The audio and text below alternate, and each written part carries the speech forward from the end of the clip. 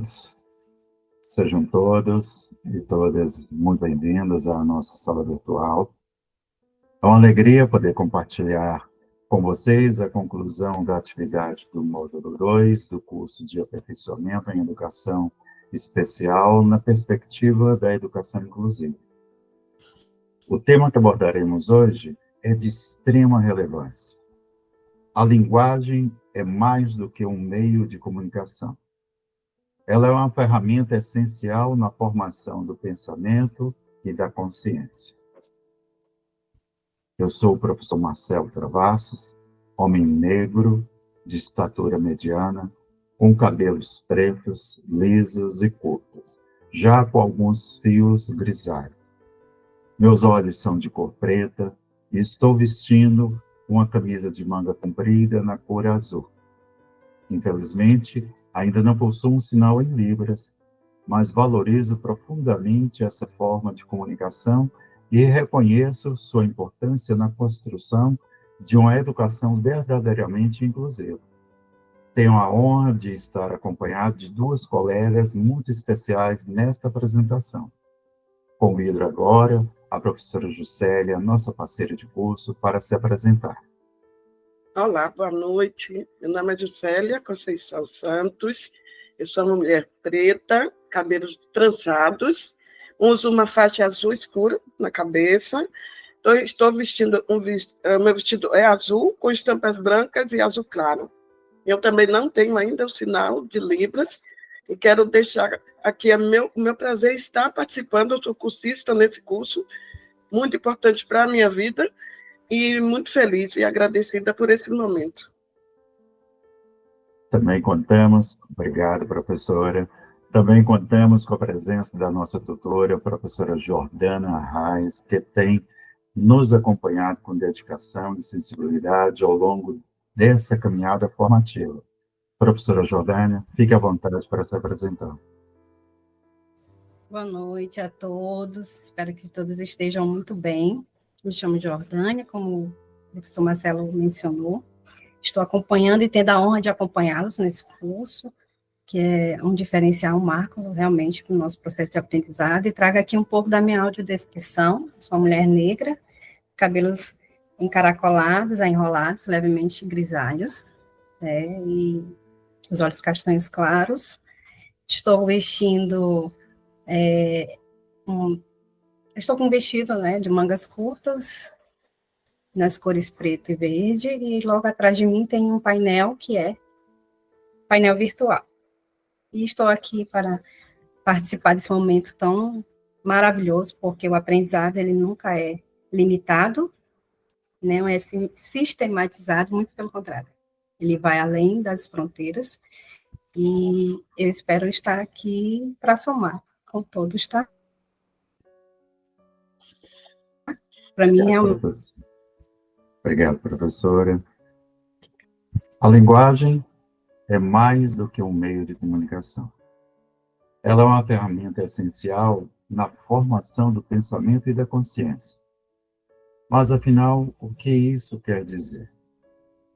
Quando falamos em processos psicológicos superiores, estamos nos referindo às funções mentais complexas, como a atenção voluntária, a memória organizada, o pensamento lógico, a linguagem e a capacidade de abstração. Elementos que não são inatos, mas que se desenvolvem nas relações sociais e culturais ao longo da vida. É aí que entra a linguagem. Para Vygotsky, ela não é apenas um instrumento de comunicação, mas uma verdadeira ferramenta simbólica. É por meio dela que construímos significados, organizamos nossos pensamentos, internalizamos regras sociais e desenvolvemos consciência crítica. Além disso, é pela linguagem que avançamos do conhecimento do senso comum para os conceitos científicos, aqueles que exigem ensino formal, mediação pedagógica e domínio da linguagem abstrata. Sem linguagem, não há pensamento elaborado. Sem linguagem, não há ciência. E para aprofundar essa reflexão, com base em teoria e prática, temos a honra de contar de contar com a presença da nossa convidada especial. Apresento com imensa satisfação a professora e psicóloga clínica Maria do Socorro Barbosa. Ela é graduada em psicologia, especialista em psicopedagogia clínica e institucional, com vasta atuação em saúde mental, educação inclusiva e desenvolvimento humano. Atua como psicóloga clínica e consultora educacional. É professora da Unicer UNB Distrito Federal, sendo uma referência na articulação entre os campos da psicologia e da educação. Nesse momento, passo a palavra à professora Socorro, que muito nos enriquecerá com sua fala. Seja muito bem-vinda, professora. A casa é sua. Amém. Boa noite. Boa noite a todos e a todas. É um prazer estar com vocês. Como fui me apresentado, eu sou a Socorro Barbosa, eu sou de estatura mediana, tenho os cabelos pintados de ruivo, o rosto ovalado, os olhos pequenos. Atrás de mim tem uma estante de livros e estou trajando uma blusa uma blusa azul, quase que da cor do Marcelo. Nem combinamos, mas estamos com a roupa combinando. Então, essa sou eu. Bom, abordando o tema que vocês estão estudando, refletindo sobre ele, sobre a linguagem, é algo que eu venho estudando já há muitos anos. Eu sou formada em psicologia e tenho especialização na outra formação. Eu tenho uma formação em psicanálise. Quando eu estudei psicanálise lacaniana, que é a minha formação de atuação na clínica, Lacan já falava a respeito disso, que o inconsciente do sujeito é como uma linguagem. Então, ele traz essa questão da linguagem como algo estruturante. E ele pegou conceitos como o Saussure, conceitos como a química, como a física, e pegando um pouquinho de Vygotsky, a gente pode entender que realmente a linguagem é fundante. A linguagem é fundamental. Só que nós temos que levar em consideração o que seria a linguagem. A linguagem seria todo o modo de comunicação do sujeito, não só a linguagem verbal. Tanto que a gente, como educador e como psicólogo clínico, a gente sempre está atento à linguagem não verbal. Essa fala muito, né? E a criança, ela é estruturada pela linguagem. Ela começa a entender, a nomear coisas, aí ela começa a ter compreensão. E é interessante que quando você é o mediador dessa linguagem, dessa construção de pensamentos, construções de ideias, você está possibilitando ao sujeito a ele fazer seu próprio caminho de construção. Um exemplo, uma criança que tem contato com o cachorro, e a mamãe nomeia aquele cachorro. Ela nomeia o cachorro falando assim, uau, uau, uau, uau. A criança associa que todo animal que tem pelo é uau, uau. Ela vê um cachorro, uau, uau. Ela vê um gato, uau, uau. Aí ela começa a construir a diferenciação entre um cachorro, um gato e um cavalo, por exemplo. Porque ela está interagindo com o meio, e interação com o meio faz com que você se desenvolva e cresça na área, tanto psicológica como emocional e como intelectual. É importante ter um mediador. É importante ter uma pessoa para estar mediando essa linguagem. Agora, como é que funciona isso na vida acadêmica? O professor, ele é o mediador. Dentro de casa, os pais são os mediadores. Se a gente vê que, à medida que as crianças vão desenvolvendo a linguagem verbal, se não houver uma mediação para estar ajudando ela a nomear as coisas, ela não consegue se desenvolver. E o interessante é que na psicologia também a gente percebe isso, que se não tiver um intermediador para estar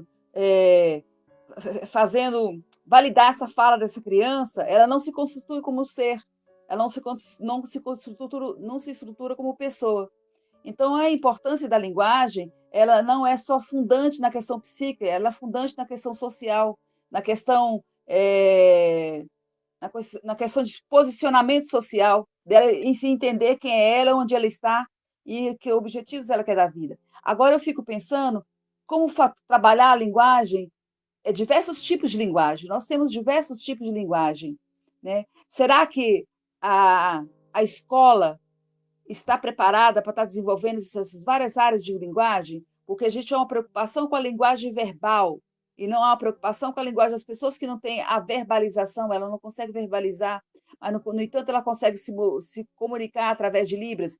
Até quando eu estava estudando sobre Libras, um pouco, muito en passant, eu comecei a me questionar, quando eu estava fazendo o curso, como é que se dá a alfabetização cognitiva na criança que tem a criança que é surda e muda.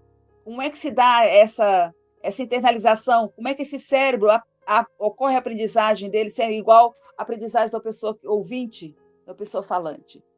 Então, essa diversidade faz com que a gente procure mais entender a função e o objetivo na linguagem como meio, não só meio de comunicação, mas meio de pertencimento, meio de você estar dentro de um lugar e você sentir que realmente as pessoas estão entendendo o que você está falando.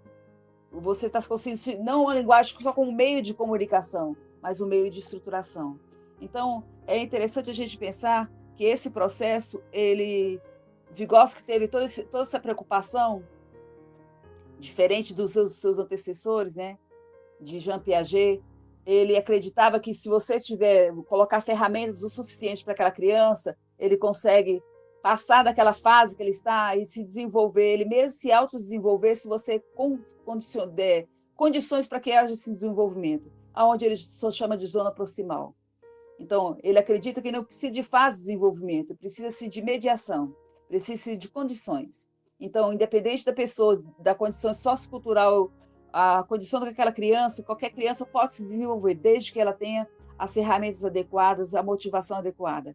Agora, nós, como educador, eu coloco nós porque eu também sou educadora, no sentido de que na clínica eu trabalho com crianças com problemas de aprendizagem, eu trabalho com crianças com inclusão social, eu trabalho com crianças com inclusão acadêmica, eu trabalho com os pais, com os professores. Então, eu tenho observado essa dificuldade de entender essa demanda, né? Como qualificar e como validar a fala, não a fala verbal somente, mas a fala expressiva, do que aquele sujeito é e onde ele quer chegar. E o que a escola vê nesse sujeito, quem é esse sujeito, né? O que a escola pretende com essas pessoas, o que seria inclusão na realidade.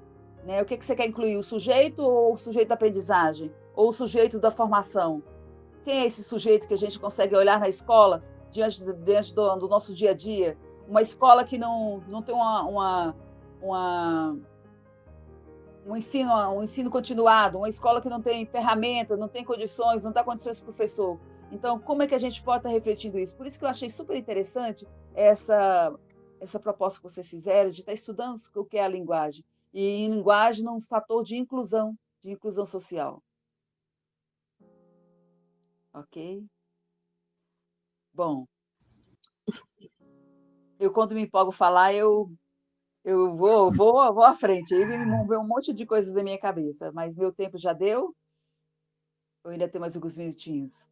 Interessante, eu vou só me permitir rapidinho, só vontade, fique à vontade. Sobre o que você trouxe como ponto de reflexão, é que, e quando os pais impõem aos filhos, ao sistema educacional, que eles têm que aprender no sistema, digamos, o habitual, o normal. Mas se eles têm uma demanda de aprendizado diferenciado, e às vezes o pai não sabe, você está entendendo mais ou menos onde... Sim. O pai acaba terceirizando a aprendizagem para os professores, né, para o sistema escolar, terceirizando em todos os sentidos, desde a educação formal até a educação escolar. Agora, aí vem a questão na relação da inclusão. É difícil para o pai admitir que o filho tem uma limitação, apesar de que todos nós temos limitações. Isso é verdade. E quando essa limitação ela é laudada, é mais difícil ainda dos pais admitirem isso. Ou a coisa pode acontecer ao contrário, esses pais pegarem esse laudo para justificar todo o comportamento do filho, para superproteger, ou então para não admitir as suas responsabilidades. Então, há uma via de... Quando eu atendo... É laudado, mas a laudo virou rótulo, laudo virou nome. O José não tem nome, o José é laudado. O José é laudado de Teia, mas o que é Teia? Ele não é a Teia, ele é o João. Então, tem essas questões também. O que seria inclusão? Inclusão é laudar? É justificar que ele é incapaz? É justificar as limitações dele? Ou é para fazer com que essa linguagem ela seja efetiva, que ele consiga, sim, dentro da limitação dele, dentro das nossas limitações que nós temos também, a gente conseguir se desenvolver e crescer cognitivamente e socialmente.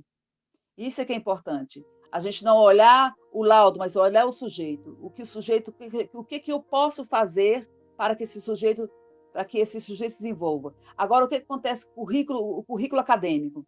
O currículo acadêmico é uma caixinha que molda todo mundo dentro do mesmo quadrado, com todo mundo dentro da mesma forma. Exato. Não leve em consideração que o sujeito ele é único, não leve em consideração a singularidade do sujeito, né? E o professor dentro da sala de aula com 30 crianças, mesmo que ele tenha essa visão de que cada um é único, ele conseguir entender a história daquela pessoa, daquele sujeito que está lá na sala de aula dele, ele é limitado dentro do próprio sistema para que ele possa atuar e fazer a diferença naquela vida daquela criança, que possa fazer um diferencial, um delineador de águas, onde ele possa possibilitar o desenvolvimento dessa criança. Então, é complicado, mas é possível, Socorro? É possível. Acho que de grãozinho em grãozinho, se de uma turma de 35 alunos você conseguir fazer o diferencial na vida de um, você já conseguiu grande coisa.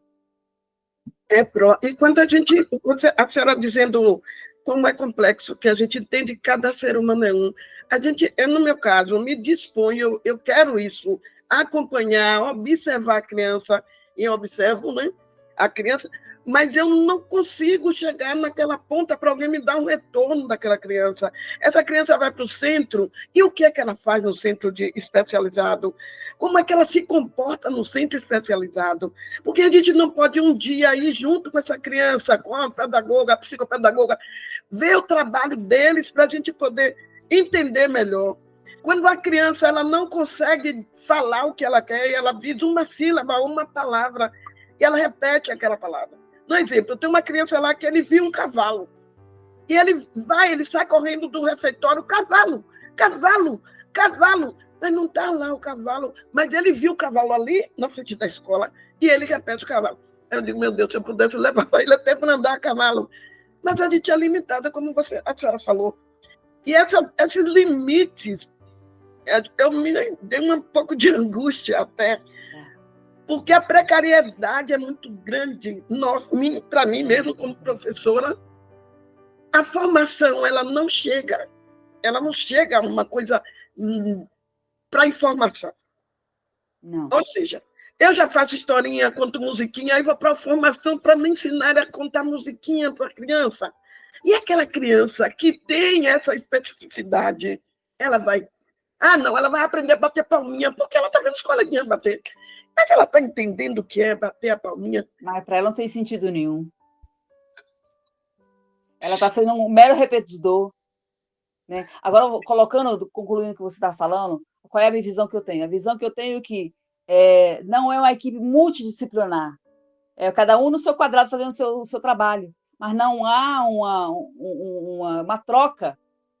Né? Eu mando a criança eu tenho que ter um retorno com essa criança, essa equipe junto, fazer um grupo, reunir, falar sobre o Joãozinho, falar da dificuldade dele, falar quais são as intervenções necessárias que podem ser abordadas, pegar o psicólogo escolar, que o psicólogo deveria estar na escola e não estar. Né? O psicólogo não está lá para fazer terapia, mas sim para estar intermediando e interpretando essas demandas, tanto do professor, como da criança, como da família, e poder fazer o que nós chamamos de costurar, alinhavar todo esse contexto para que nós tenhamos um quadro completo, um quadro concluído, que a gente possa olhar e mapear e ver a visão geral. Então, o que acontece com isso aqui, o Joãozinho é isso. Então, é aqui que eu tenho que atuar, é aqui que o professor tem que atuar, é aqui que a equipe tem que atuar, entende? Não cada um atuar do jeito que achar que deve. Fragmentado. Professora, o assunto é abrangente, é longo, mas eu vou ter que ser indelicado devido ao nosso tempo. Mas, antes da gente ter que se despedir, gostaria de que a senhora falasse um pouco mais da questão da linguagem e cultura. Como é que podemos trabalhar a nossa cultura, a cultura popular, utilizando a linguagem? Me fez entender? Sim. Primeiro você tem que saber em que região que você está, né? Porque eu vejo assim, trazem algumas palavras, quando você vai alfabetizar, trazem algumas palavras que não faz parte da cultura daquela população. A população indígena, eu vou trazer uma cultura que não tem nada a ver com a realidade dela. Então, a linguagem está associada com a cultura. Eu tenho que pegar coisas da cultura, por exemplo, para fazer a alfabetização, para fazer a interpretação. Se eu vou elaborar um texto com elementos que faz parte do convívio daquela criança. Se ela mora numa favela, como é que eu vou trazer coisas de fora da realidade dela? Ela não vai entender. Ela não vai entender o que é uma pitanga, se ela não mora num lugar onde tem pitanga, onde tem outro tipo de fruta que ela nunca viu. Mas imagine o que é uma pitanga. Uma vaca. Eu nunca vi uma vaca. Eu posso mostrar o desenho, mas o desenho é uma coisa. Eu lá tocar na vaca é outra coisa. Eu estou lá, minha linguagem ali, minha linguagem tátil, estou identificando que o pelo dela como é que é, né? Como é que é a vestimenta da vaca. Eu tive até um aluno que perguntava assim: a vaca se veste diferente. Olha a concepção que ele tinha. Vestimenta da vaca é diferente da vestimenta de um galo. Olha, galo tem pena, vaca tem pelo. Aí ele começou a usar a linguagem dele, a interpretação que ele tinha. Então, assim, a gente se abaixar a linguagem dessa criança para trazer questões culturais que vai ajudar no desenvolvimento dela social. Então, não adianta eu trazer algo fora, como não adianta eu querer aplicar o entendimento da Europa, do que é educação na Europa, o Brasil. Nós somos continentes completamente diferentes. Então, a cultura ela é importante, ela precisa ser considerada dentro do contexto. E a cultura ela forma o sujeito. Né? O sujeito, quando ele vem falar, ele fala assim: de onde você veio? Do Nordeste. Mas como é que era o Nordeste? Era no Cariri. O que era o Cariri? Tinha muita plantas com espinho. O que é planta com espinho? E aí, se você chegar na mesma cultura, onde você estiver, se você estiver numa favela, a cultura é outra, né? A cultura socioeconômica é outra. Você estiver numa escola particular, por exemplo, a cultura já é outra. E é o mesmo estado, mas a cultura sociocultural é outra. A gente tem que levar em consideração isso, porque isso faz parte da formação do sujeito. Eu não posso trazer algo que não é relevante para ele. Então, ele não tem interesse.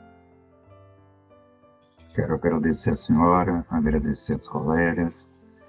Infelizmente, chegamos ao final da nossa apresentação. Agradecemos imensamente a cada um e cada uma que nos acompanhou até aqui. Foi uma grande alegria compartilhar esse momento de reflexão sobre a importância da linguagem na construção dos processos psicológicos superiores e na formação dos conceitos científicos. Nosso agradecimento especial à professora Juscelia, à nossa tutora, a professora Jordânia, pela parceria e dedicação ao longo dessa atividade, e à nossa convidada, professora e psicóloga clínica, Maria do Socorro Barbosa, cuja contribuição generosa e sensível enriqueceu profundamente nosso encontro. Reafirmamos com entusiasmo nosso compromisso com a educação mais inclusiva, humana e acessível a todos e todas. E antes de encerrarmos oficialmente, gostaríamos de convidar a professora Socorro a fazer suas considerações finais. A palavra é sua, professora. Bom, queridos companheiros, colegas de lutas, eu já tenho mais de 30 anos que eu estou na vida acadêmica. Não desistam, vale a pena, é gratificante. Uma pessoa só, fala assim, uma alma que você conseguir conquistar, que você conseguir ressignificar a vida dessa pessoa, já é um grande avanço na nossa profissão. Nós seguimos porque acreditamos. Acreditamos não nos gestores, mas acreditamos na proposta que nós temos de ser acolhedores, de podermos fazer a diferença na vida dessas pessoas. E, principalmente, incluirmos ela dentro de um contexto que muitas vezes é inclusive dentro do próprio contexto familiar. Né? Poder acolhê-los, poder entendê-los, poder abraçá-los, poder entender a linguagem, o que eles estão querendo realmente de vocês e o que eles querem da escola. Eles querem só ser alfabetizados, serem letrados, o que eles desejam? Né? Poder ouvir o desejo do mais petitinho que seja, o que é que eles desejam, o que eles precisam de vocês, o que eles querem de vocês como pessoa. Né? Então, assim, eles o tempo todo eles estão falando com a gente, é com os olhos, é com gestos, e que a gente possa ter a sensibilidade de poder fazer essa leitura.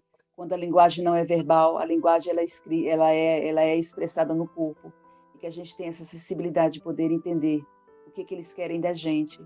E continuem firmes. Obrigada. Apesar da angústia. Muito obrigado. Obrigada. Obrigado a todos e todas pela atenção e pela presença. Seguimos juntos e juntos na caminhada formativa. Um fraterno abraço e até breve. Tchau.